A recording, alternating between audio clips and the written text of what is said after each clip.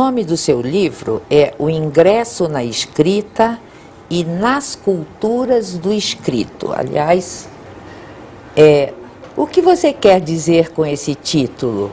E de que forma ele se relaciona com a ideia de separar alfabetização y letramento? Bueno, ¿por qué el título está centrado en las culturas de lo escrito en plural? En primer lugar, para recordar, porque sí hace falta recordarlo, que la escritura es un producto histórico de culturas urbanas, que se inventó de manera independiente en 4, quizás 5 lugares diferentes. Hay 4 indiscutibles, que es la Mesopotamia, China, el Valle del Nilo y la zona maya en nuestro continente latinoamericano, y el 5º posible lugar es el Valle del Indus en la India. Y algunas de esas escrituras fueron más exitosas que otras. Las más exitosas son las que sobrevivieron más tiempo, y algunas de ellas sobreviven hasta nuestros días, y tuvieron gran impacto en otros pueblos. Y esas 2 culturas, 2 escrituras producidas por otras tantas culturas que sobreviven hasta nuestros días son la escritura que se originó en Mesopotamia y la escritura china. Son sistemas radicalmente diferentes entre sí. La escritura china se mantuvo durante siglos fiel a sus orígenes. Tuvo gran influencia en Asia. Lo digo porque se suele ignorar que funcionó en Asia como el latín en Europa, como escritura de referencia, y tuvo enorme impacto en Japón y en Corea, y es una escritura que atiende mucho al significado y poco a la sonoridad. La otra escritura exitosa, que podemos decir que sobrevive hasta nuestros días, se origina en Mesopotamia, pero transformándose enormemente a lo largo de los siglos, porque cada pueblo que la fue adoptando la fue modificando, hasta terminar siendo o bien las escrituras alfabético-consonánticas de las culturas árabes, o nuestro alfabeto latino. Y se transformó radicalmente, y tuvo que transformarse radicalmente, porque atiende de preferencia a lo sonoro y solamente marginalmente a los significados, pero atiende a los significados también. Entonces, algunas historias de la escritura son tan etnocentristas que no hablan de China, hablan de la evolución de la escritura mesopotámica hasta llegar al invento griego y las transformaciones luego de los romanos, y después hay un capítulo sobre los chinos que parecen ser una anomalía. Ahora, una anomalía utilizada por 1.360 millones de individuos, pues es una anomalía curiosa, por lo menos que podemos decir. Entonces, cuando se toma en serio la historia de la escritura, como nos permiten hacerlo hoy día, contribuciones importantísimas de historiadores, etnógrafos, epigrafistas, en fin, un montón de profesiones que han contribuido a refrescar y recentrar nuestro conocimiento de la historia de la escritura, nos damos cuenta de que la escritura no es simplemente un objeto, un instrumento.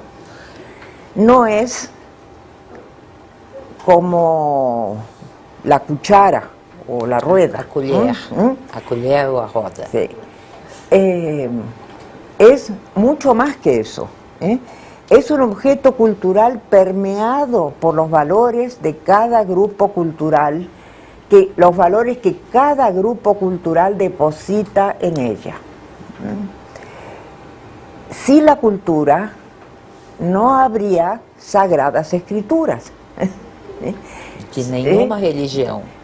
Y las religiones del libro nos presentan las sagradas escrituras, que son libros escritos, pero con tal valor cultural sobreagregado que se convierten en objetos absolutamente sagrados.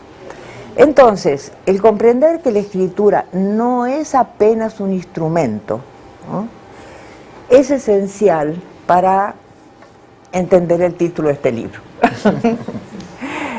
Y pues es difícil que yo en los pocos minutos que nos quedan pueda explicar un poco más de ese asunto, pero yo sostengo, y como lo sostengo por escrito, en una de esas se puede leer, que no es apenas un instrumento, no es apenas un código, y un código defectuoso por añadidura, sino que es la manera de representar la lengua oral que ciertas culturas fabricaron y lograron transmitir hacia otras. Que podamos utilizarlo como si fuera un instrumento una vez que lo dominamos es otra cosa, pero que lo caractericemos como instrumento es una caracterización tan débil y tan tramposa, enganosa, que es eso lo que nos hace llevar a ciertas dicotomías que no creo que sean demasiado útiles. Entonces, además de las consideraciones históricas, este libro habla de las culturas, de lo escrito en plural, porque el segundo capítulo tiene por tema algo que en la Europa contemporánea es de gran vigencia en términos de política educativa. En el momento en que Europa era un gran imán de atracción de inmigrantes, ahora, en estos días, no lo es, pero en el momento en que lo era, llegaron una gran cantidad, miles de niños a las escuelas italianas, francesas, alemanas, portuguesas, españolas, que hablaban otra lengua, no la lengua del país, y que en muchos casos venían de culturas escritas diferentes. Pensemos en particular en quienes venían de países árabes. Bueno, ¿qué hacer con esa cantidad de inmigrantes que llegaban? La primera respuesta de las mejores educadoras europeas, y las hay buenísimas, fue: no estoy preparada para esto. Jamás en mi formación tuve que enfrentar este tipo de problemas. No sé cómo hacer, pero tenemos que aprender a hacerlo. Y aprendieron hasta llegar a experiencias fantásticas, como algunas que he podido ver directamente en el norte de Italia. Y en el segundo capítulo se habla explícitamente de experiencias de aula, en donde la diversidad de lenguas y de escritura se utiliza didácticamente. Convertir la dificultad en una ventaja pedagógica, ventaja pedagógica, me parece que es una de esas cosas maravillosas que se pueden ver en ciertas escuelas.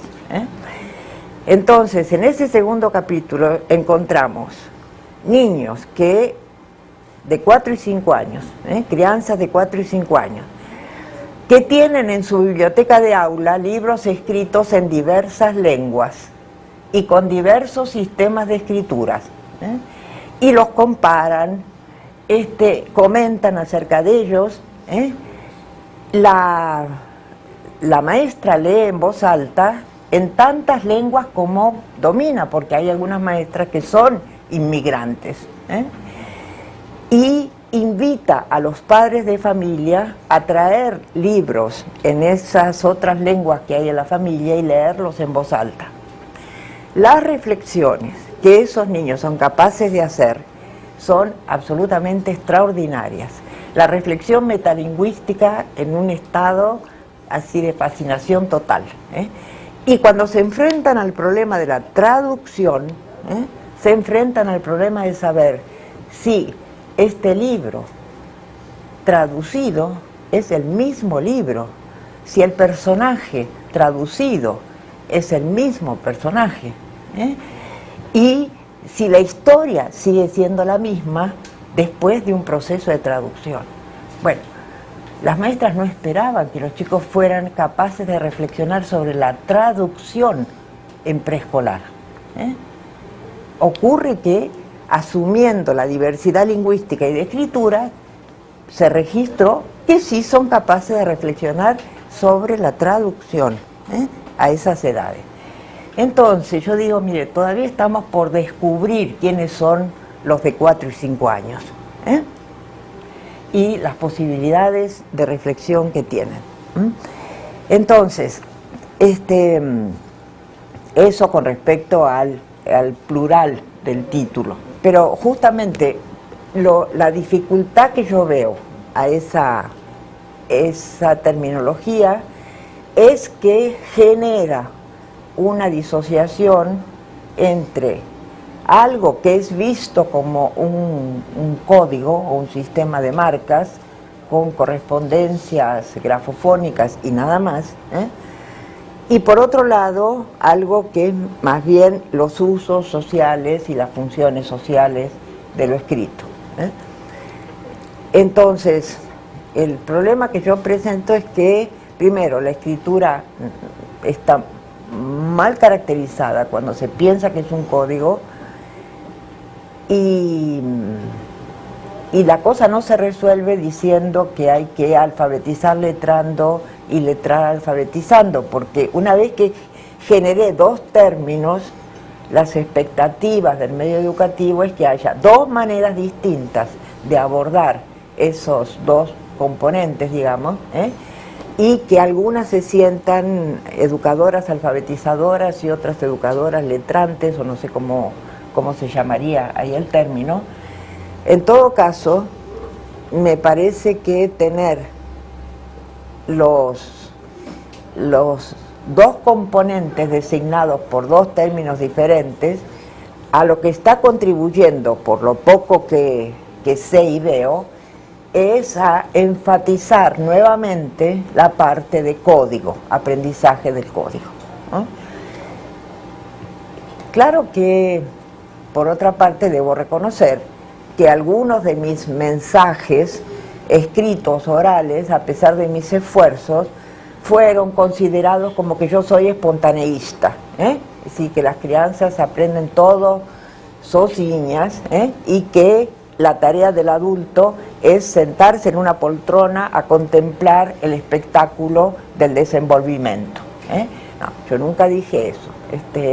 Las educadoras no son espectadoras,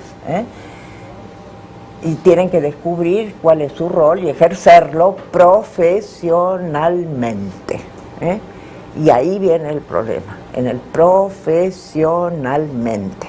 Mientras sigan diciendo, dígame qué es lo que tengo que hacer, no estoy hablando con un profesional. Un profesional tiene que dialogar desde su oficio, y debatir desde su oficio, con algo que sea argumentos, y no simplemente decir, esto funciona, esto no funciona.